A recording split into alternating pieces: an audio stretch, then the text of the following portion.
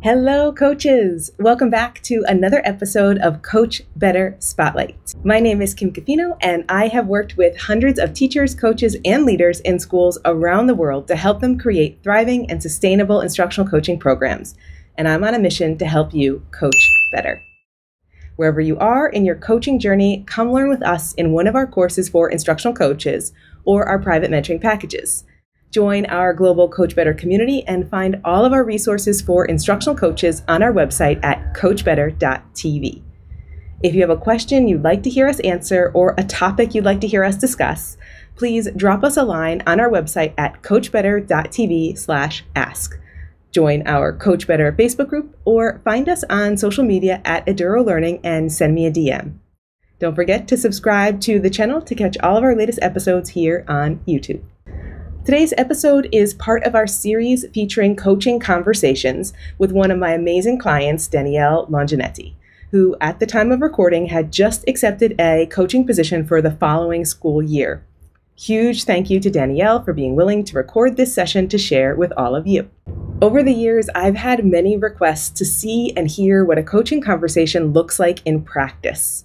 This can be really hard because for the most part, those conversations need to be confidential and private. It's hard to be vulnerable in a space that will become public. It's hard to have a conversation about challenges when you know others in your community could hear them.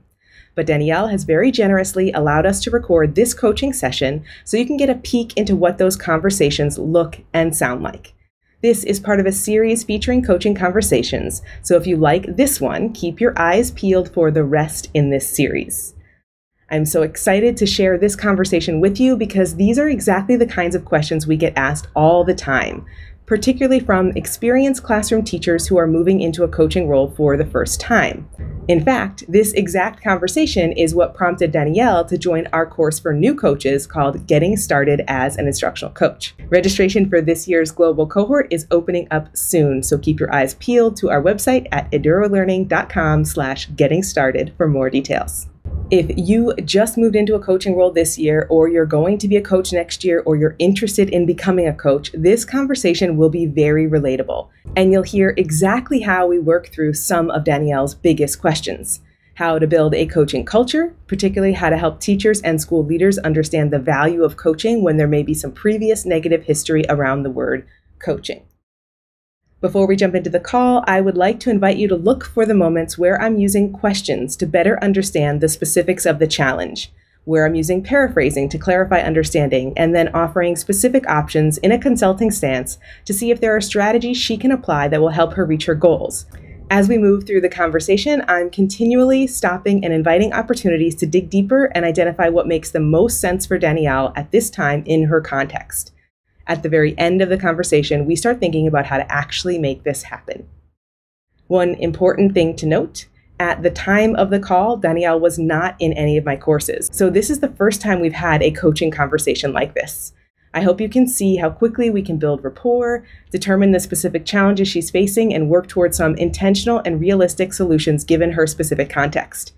If you're curious if a single coaching conversation can have an impact, this episode will definitely help clarify that for you.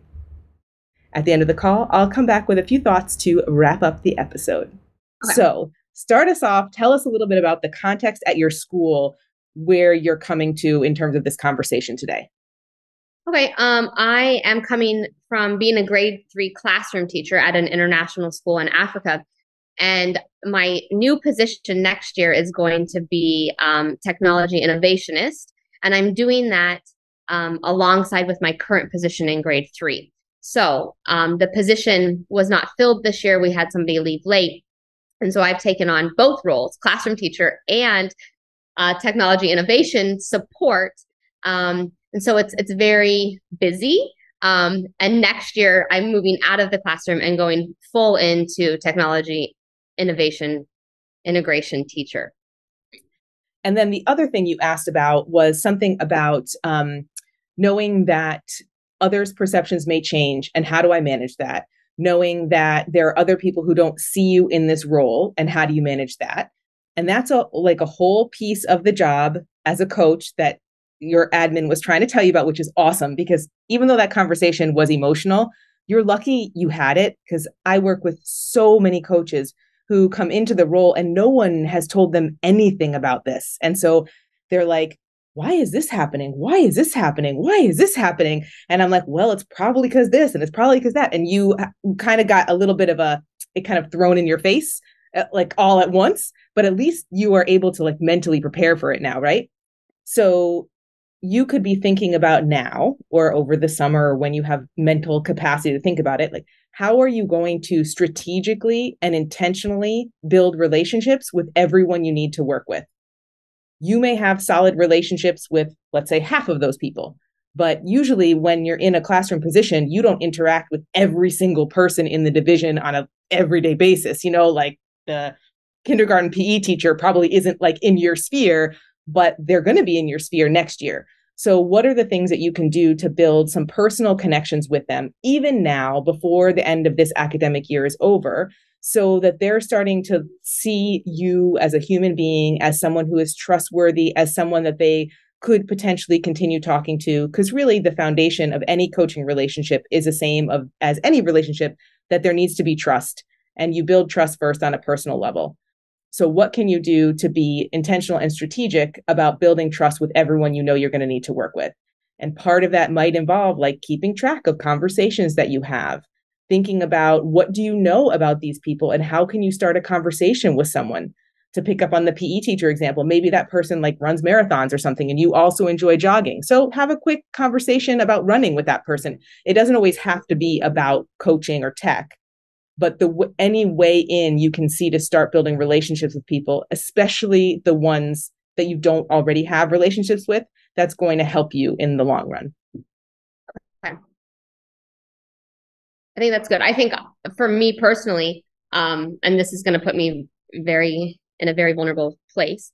I know that there is somebody, maybe two people on staff that we don't gel together. Yep. And we've worked together and we've been in the same areas. And, as I've supported this year, I've had to support there, and it's been a challenge. And there have been things that have come up where, I've followed our school's norms of collaboration and have gone and said, it really made me uncomfortable when this was said or when this happened.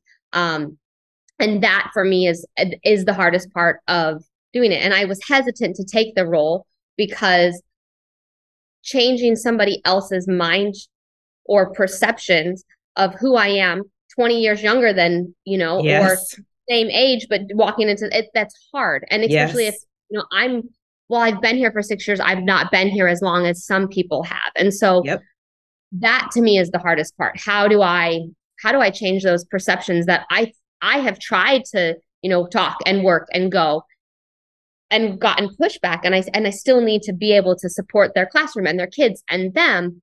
But I think that lack of what personal connection is there, despite my efforts. And now it's going to be a slap in the face because it's happening, whether I want it to happen or not. I'm going to be in there, and I need to have those relationships. So just how do you change somebody else's mind, or how do you get somebody else to be open to, all right, she's trying, she's doing this. Yes. I've seen her do X, Y, and Z, not because she thinks she's a know-it-all or not because she's been put into this position, but because she actually genuinely cares. Yes. And that's the part that I need to get across to a couple, like, I'm not a know-it-all. I'm not in this because I'm a know-it-all. I'm in this because I care and I want to do it and I want to help and I want to be in the classrooms and I want to be with those kids and I want to, I want to challenge myself professionally as well. This is a new step for me.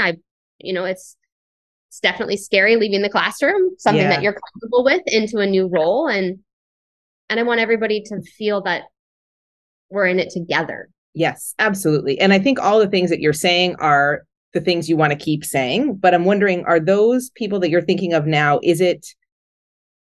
are you in conflict? Like, are you in direct conflict regularly, or is it more like you're too young? Like, what exactly is the issue there? I think it's just a passiveness. Like, I don't think there's ever been a real conflict. Okay. It's just more like, I don't really care for her.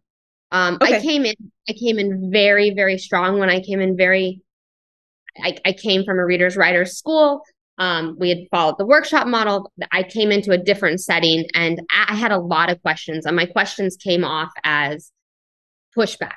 Yep. And they came off in a negative way to just a few people. Other people were like, oh, these are good questions. And now as a reader writer school, it's been like, yes, this is what I was talking about 6 years ago. These are why I asked these questions.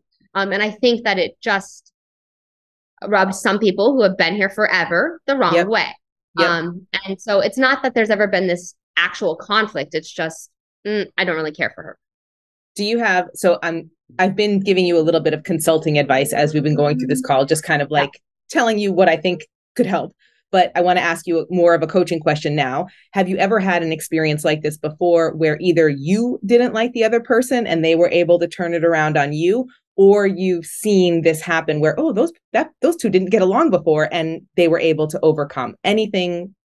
I haven't seen it in this profession. I've seen it in way long ago when I was waiting tables, people who didn't get along and how they just put their differences aside and found something in common and got through that.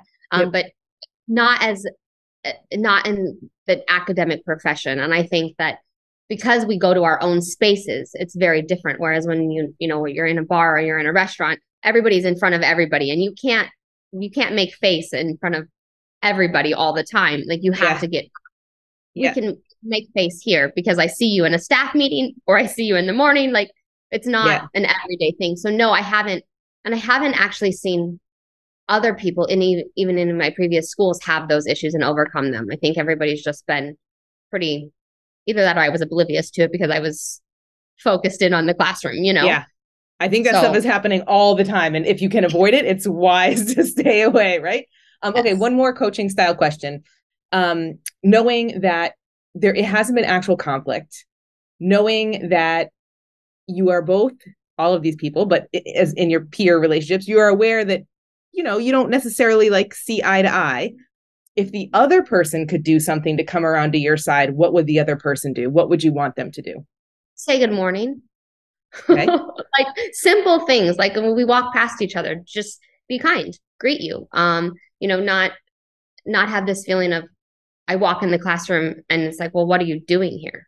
Yep. Like, I come in, I'm here for a reason, and I am coming in because I have a question, or I'm coming in because I want to talk to one of your kiddos, or something, and I just want to feel welcomed. And so that for me is that's my next step, is how do I create this aura that people are just like, oh, I want to welcome you in. I want you to come in. I want to say good morning to you. I want to wave to you when you're walking through the corridor or something, Yes. Do you think that if you started doing that, like you were intentionally reaching out and being welcoming on that very small scale, that very non-threatening scale, like specifically saying hello, and I know it's going to feel awkward at the start, but I think when you're saying that, you made me, like, I actually had visions of a couple of people in my mind that I've worked with that are like, what is the word? Not incorrigible. That's not the right word, but they're infectious. Their happiness to see you is infectious. So if you feel like you want to kind of have that feeling when you go into the room, can you be bringing that feeling everywhere you go?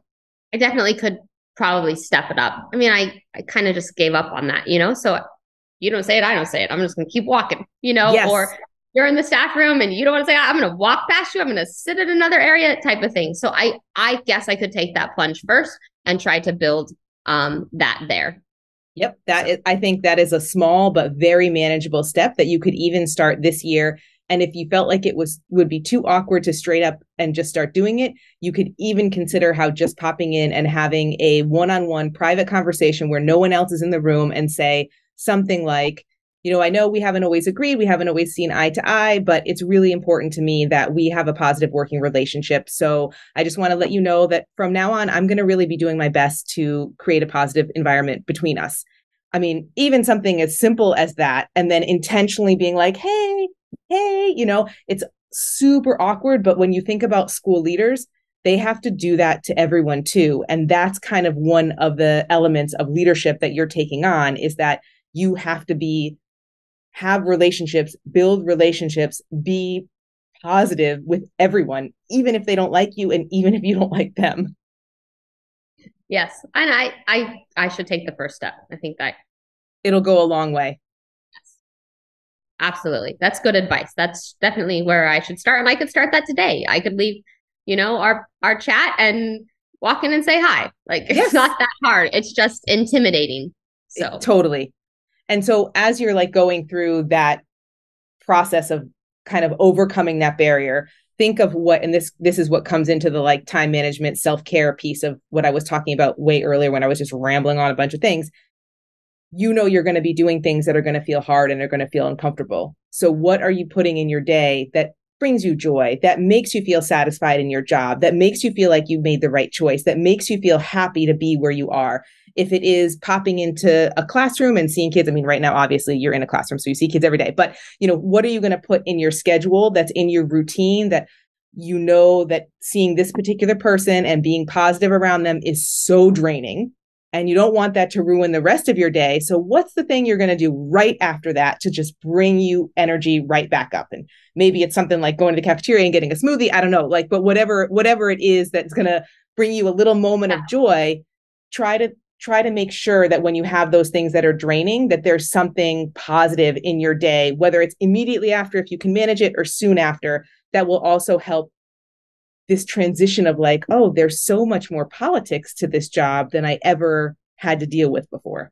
Hi, coaches. Now that you've heard this conversation, I hope you have a better picture of what a coaching conversation looks and sounds like. Were you able to notice the way that paraphrasing helped build rapport, set the tone, and move the conversation forward?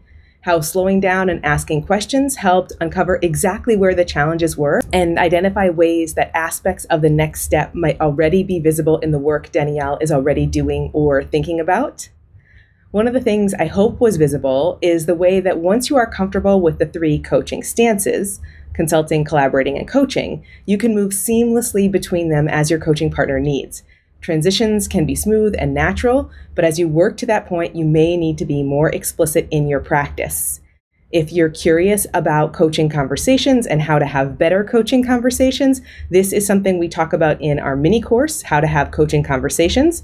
We touch more deeply on it in our course for new coaches, Getting Started as a Coach, and we dig really deep into it into our main program, the Coach Certificate and Mentorship Program. Wherever you are and whatever step you want to take in your coaching journey, we can support you. Find all of those courses for coaches at coachbetter.tv/learn. This conversation was an especially great conversation to share because the challenges that Danieal struggles with are shared by so many coaches, both new and experienced coaches too. So many schools hire coaches but don't have the structure in place to build a coaching culture, or they have a previous history with coaching, so they're very cautious about the way they approach the practice of coaching. The challenge of leaving a space where you are so comfortable and confident in the classroom for an entirely new role that may lack clarity is a big leap. Danieal is able to highlight so many ways she can bring the strategies that she already knows are successful into this brand new position for her. If you feel like you could benefit from this kind of coaching conversation where your needs are the priority and you get all the time and space to talk them through with an experienced coach, this is what I do. Come join me in one of our courses for coaches or start a private mentoring package right now, and the whole experience will be tailored to your needs. Get all the details at coachbetter.tv/learn. Not too long after this call, Danieal joined our course for new coaches called Getting Started as a Coach. And in one of our office hours meetings, she said, "I want our whole admin team to be in this course. Defining the role of the coach is so essential for us to be successful. Better understanding the purpose of coaching and how coaches do their job would help us move away from our current perspectives on the effectiveness of coaching." If you are new to coaching and you want to make the transition from classroom to coach as smooth as possible, come join us in our next cohort of Getting Started as an Instructional Coach. Registration opens only once a year. Get all the details at edurolearning.com/getting started. Wherever you are in your coaching journey, we can support you. If you're curious right now and you have questions, please reach out. You can leave a comment below. You can join our Coach Better Facebook group, or you can find us on social media at Eduro Learning and send me a DM. I'd love to support you on your coaching journey. See you next time.